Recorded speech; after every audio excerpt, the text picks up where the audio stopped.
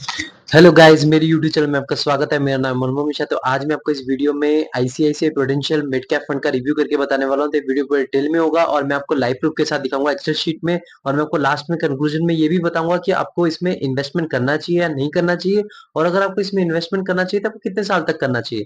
तो ये वीडियो पूरा डिटेल होगा, आपको इसके बाद कोई दूसरी वीडियो देखने की जरूरत नहीं पड़ेगी। तो मेरे चैनल को सब्सक्राइब जरूर कर दीजिएगा, मैं ऐसी वीडियो लाता रहता हूँ। चलिए शुरू करते हैं। तो जैसे कि आप मेरे यहाँ पे स्क्रीन पे देख पा रहे होंगे, ICICI prudential mid cap fund. तो इसका जो लॉन्च ऑन डेट अगर देखें तो 1 जनवरी 2013 है। मतलब बेसिकली अगर इस फंड को देखें तो 11.4 इयर्स हो चुके हैं। और इसका कैटेगरी रिटर्न देखिए 11.4 इयर्स में तो 19.67% तक का रिटर्न है। और इस फंड का रिटर्न देखें तो 11.4 इयर्स में 20.93% तक का रिटर्न है।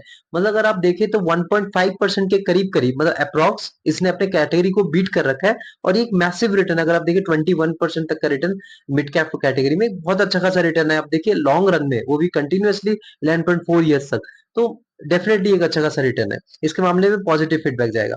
अब मान लीजिए आपने 1000 रुपए इसमें इन्वेस्टमेंट किया होता है 10 साल तक, तो कंटिन्यूअसली हर महीने आपने एसआईपी की होती, तो वो जो अमाउंट डिपॉजिट होता है वो 1,20,000 रुपीज, और 1,20,000 रुपीज आपको कन्वर्ट हो जाता है 3,70,000 रुपीज में। तो आप देख पा रहे हैं कि यहाँ पे जो पैसा है आपका लगभग 3 गुना हो चुका है। तो आपका पैसा बढ़िया बढ़ा है यहाँ पे। और मान लीजिए आपने इस फंड में ना इन्वेस्टमेंट करके आपने गोल्ड पे किया होता, गोल्ड में आपको जो अमाउंट डिपॉजिट होता है वो 1,20,000 रुपीज, और यहाँ पे आपका जो अमाउंट बनता है वो 1,98,000 रुपीज बनता है। मतलब आपका पैसा जो है 2 गुना भी नहीं हो रहा है इतने 10 सालों में। तो अगर मान लीजिए आपने एफडी पे किया होता, तो एफडी में हम देख पा रहे हैं 1,20,000 रुपीज डिपॉजिट होता है और आपका जो पैसा बन जाता है 1,74,000 रुपीज। तो आप देख पा रहे हैं कि मतलब डिफरेंस, मतलब आपको यहाँ पे इन्वेस्टमेंट की पावर दिख रही होगी कि यहाँ पे अगर आप आपके 1,20,000 रुपीज इन्वेस्टेड है और आप 10 साल तक इन्वेस्टेड है, तो आपको 10 साल बाद 3,70,000 रुपीज मिल रहा है। और यहाँ पे अगर आप इतना पैसा इन्वेस्टेड है 1,20,000 रुपीज, तो आपको जो पैसा मिल रहा है वो 1,74,000 रुपीज अगर आप एफडी में इन्वेस्टेड है। तो अब देख पा रहे हैं कि मतलब गोल्ड में भी थोड़ा बहुत ज्यादा है एफडी से, गोल्ड डेफिनेटली अच्छा खासा रिटर्न देता है as compared to fix deposit. तो लेकिन इससे अच्छा, इस फंड से अच्छा रिटर्न नहीं है। अब रिटर्न वर्सेस कैटेगरी की बात करें तो अबव एवरेज रिटर्न है। देखिए डेफिनेटली अबव एवरेज जिसने अपने कैटेगरी को बीट कर रखा है, बड़े भले ही ज्यादा मार्जिन है, 1% या 1.5% के करीब करीब है, लेकिन फिर भी इसको आप अबव एवरेज ही मानेंगे। रिस्क वर्सेस कैटेगरी की बात करें तो ये अबव एवरेज रिस्क लेके चलता है, मतलब ज्यादा रिस्क लेता है एज कंपेयर टू कैटेगरी।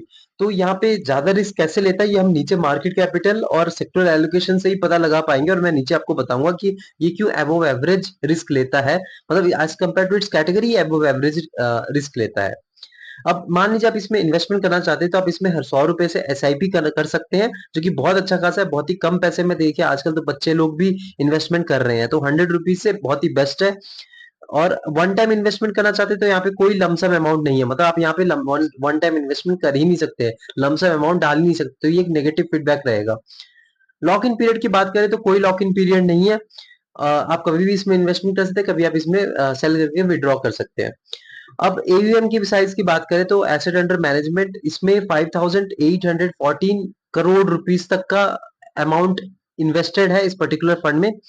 तो देखिए मैं आपको हर एक वीडियो में बताता हूँ एएम साइज बेसिकली होता क्या है कि आपको पता चलता है अगर मान लीजिए एएम साइज कम है तो लोगों का ज्यादा भरोसा कम है उस पर्टिकुलर फंड में, तो लोग बहुत ही कम इन्वेस्टेड है उस पर्टिकुलर मतलब फंड में।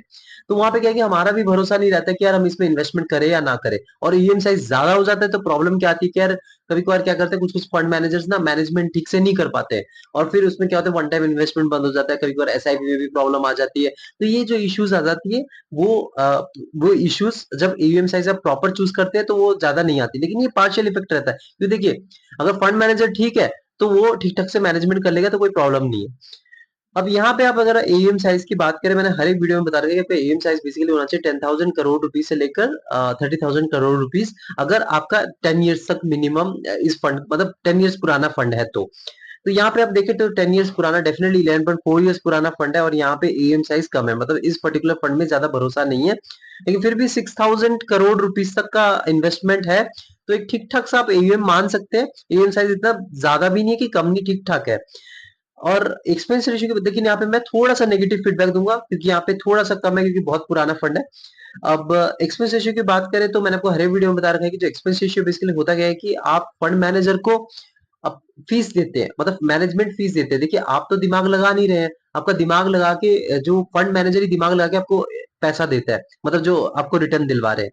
अभी जब कहीं 21% तक का रिटर्न आ रखा है, वो फंड मैनेजर ही दिमाग लगा कर आपको इन्वेस्टमेंट करके पैसा दे रहे हैं। तो यहाँ पे आपका जो एक्सपेंस रेशियो है 0.94% है, तो डेफिनेटली 1% से नीचे है। मैंने आपको हर एक वीडियो में बता रखा है कि 1% से नीचे होना जरूरी है। यहाँ पे 1% से नीचे है, लेकिन यहाँ पे 1% से नीचे इतना भी नीचे नहीं है। आप देख पा रहे हैं कि 1% ही मान लीजिए 0.94, तो यहाँ पे मैं नेगेटिव फीडबैक दूंगा क्योंकि एक्सपेंस रेशियो बहुत ज्यादा है। तो ये मुझे ठीक नहीं लगा। यहाँ पे ईएम साइज में भी थोड़ा नेगेटिव फीडबैक है, यहाँ पे एक्सपेंस रेशियो में भी थोड़ा नेगेटिव फीडबैक है, और यहाँ पे लमसम में भी नहीं है। तो 3 यहाँ पे नेगेटिव फीडबैक हो गए। अब टैक्स इन्फॉर्मेशन की बात कर लीजिए। अब मान लीजिए आपका जो 1 साल पहले आपने इसको सेल करा और मतलब प्रॉफिट बुकिंग कर ली, तो आपको 15% तक का टैक्स देना पड़ेगा अपने प्रॉफिट पे, अगर आप इंडियन टैक्स स्लैब में आते हैं तो, इनकम टैक्स स्लैब में। और मान लीजिए आपने 1 साल के बाद सेल करा तो आपको 10% तक का प्रॉफिट पे टैक्स देना पड़ेगा, अगर आप इंडियन इनकम टैक्स स्लैब में आते हैं तो। अब मान लीजिए आपने 1 साल पहले आपने सेल कर दिया, आपको 1% तक का एग्जिट लोड देना पड़ेगा। 1 साल के बाद सेल करा तो आपको 0% तक का कुछ एग्जिट लोड देने की जरूरत ही नहीं है। अब यहाँ पे मेन बात पे आते हैं, जो मार्केट कैपिटल की बात करें तो मिड कैप में आप देख पा रहे 69.7% तक का इनका कैपिटल है। स्मॉल कैप में 11.29% तक का कैपिटल है, और लार्ज कैप में 16.09% तक का कैपिटल है, और डेब्ट एंड अदर्स में 2% तक का कैपिटल है।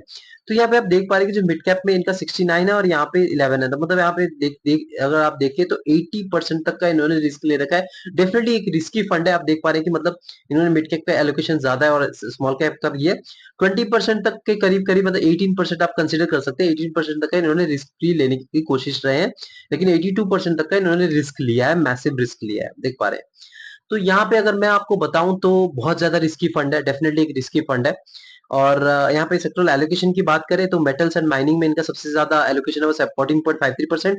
सेकंड पे आता है कंस्ट्रक्शन 12.69%, थर्ड आता है ऑटोमोबाइल 11.63%, फोर्थ आता है कैपिटल गुड्स 10.0%, उसके बाद हेल्थ केयर आता है 8.19%, उसके बाद मेटेरियल्स आता है 7.98%, फिर केमिकल्स आता है 6.57%, उसके बाद एनर्जी आता है 6.15%।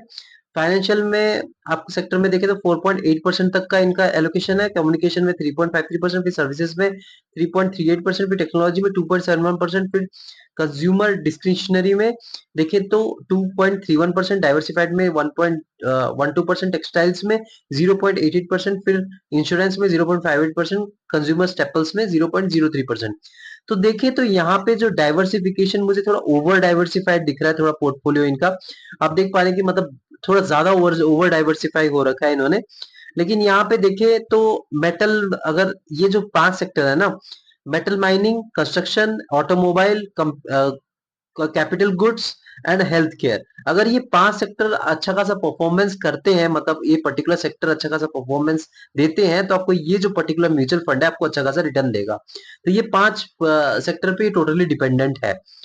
अब फंड मैनेजर की बात करें तो यहाँ पे 2 फंड मैनेजर्स हैं। यहाँ पे पहले है शर्मिला डी मेलो, जिनका एक्सपीरियंस है 1.75 इयर्स। सेकंड है ललित कुमार, जिनका एक्सपीरियंस है 1.85 इयर्स। तो एक्सपीरियंस के मामले में बहुत ही कम एक्सपीरियंस है, तो मैं यहाँ पे थोड़ा सा नेगेटिव फीडबैक दूंगा। 2 फंड मैनेजर है ठीक है, लेकिन एक एक्सपीरियंस होना चाहिए। मैंने हर वीडियो में बता रखा है मिनिमम एक 4 साल का एक्सपीरियंस वाला होना चाहिए फंड मैनेजर। तो होता क्या है कि वो थोड़ा बहुत अच्छा खासा मैनेजमेंट कर पाते हैं, वो अच्छा खासा थोड़ा उनको नॉलेज होती है। यहाँ पे थोड़ा एक्सपीरियंस कम है, लेकिन फिर भी ठीक ठाक हम मान सकते हैं। रेटिंग की बात करें तो 3/5 मिलेगा इसे। रीजन है सेक्टरल एलोकेशन में थोड़ा ओवर डाइवर्सिफाइड है, मार्केट कैपिटल में थोड़ा ज्यादा रिस्क है। उसके बाद आपका यहाँ पे कोई लमसम का ऑप्शन नहीं है। उसके बाद आपका एयूएम साइज थोड़ा सा कम है, अगर 10,000 करोड़ तक होता तो ज्यादा अच्छा रहता, क्योंकि यहाँ पे 11 ईयर्स हो चुके हैं ऑलरेडी इस पर्टिकुलर फंड को। और एक्सपेंस रेशियो की बात करें तो 1% के पास ही है, तो यहाँ पे एक्सपेंस रेशियो बहुत ज्यादा है, ये नेगेटिव फीडबैक रहेगा। अब पॉजिटिव में देखिए तो देखिए यहाँ पे रिटर्न बहुत मैसिव है, 21% तक आपको रिटर्न मिल रहा है, वो भी कंटिन्यूअसली 11.4 ईयर्स तक का, जो कि बहुत ही अच्छा खासा रिटर्न है। कोई कम कम रिटर्न इसे मत मानिए।